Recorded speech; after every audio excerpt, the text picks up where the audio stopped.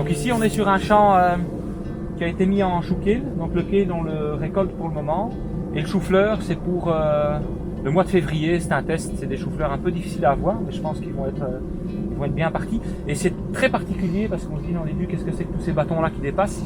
En fait c'est simplement parce qu'on avait implanté en même temps que le chou de la févrole, qui est monté largement au-dessus du chou, donc il y a un moment on ne voyait plus le chou, mais le chou n'avait pas forcément besoin de croissance à ce moment-là.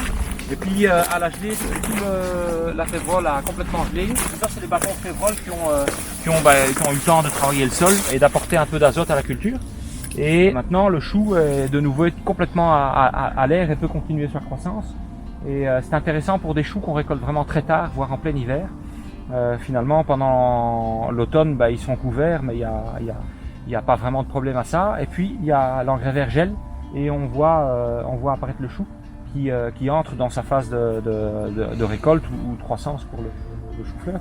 Donc on voit vraiment tous ces bâtons qui sont restés et alors qui ont apporté quand même une couverture du sol nettement supérieure et donc une texture du sol qui est vraiment hyper agréable pour une saison où on a des sols qui se referment vraiment très souvent. Et c'est une expérience qu'on a fait cette année, qu'on va je pense essayer de reproduire de plus en plus souvent, c'est-à-dire de pas simplement faire légumes puis engrais verts, mais d'avoir aussi un mariage au sein de la culture avec des engrais verts. Le résultat est plutôt bon.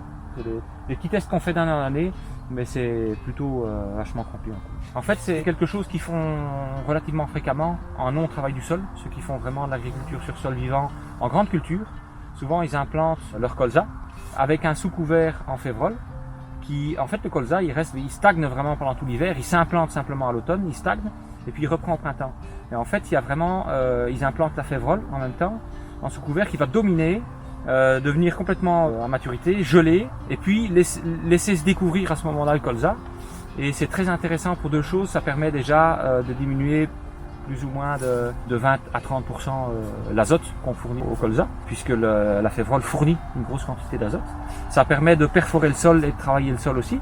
Et alors, au moment, c'est-à-dire en automne, où il y a des vols d'insectes qui viennent perturber le colza, c'est-à-dire qui peuvent être vraiment fatales au colza, surtout en bio, la févrole qui est au-dessus du colza vient perturber le vol de l'insecte, qui ne retrouve plus ses repères, et donc c'est l'altise, qui vient normalement piquer dans le colza et qui ne pique plus parce qu'elle ne sait plus où est la plante finalement. Elle ne sait plus faire son rituel de vol qui vient piquer le colza, et donc c'est une protection supplémentaire qui évite déjà, pour ceux qui travaillent en conventionnel, des traitements contre ces insectes.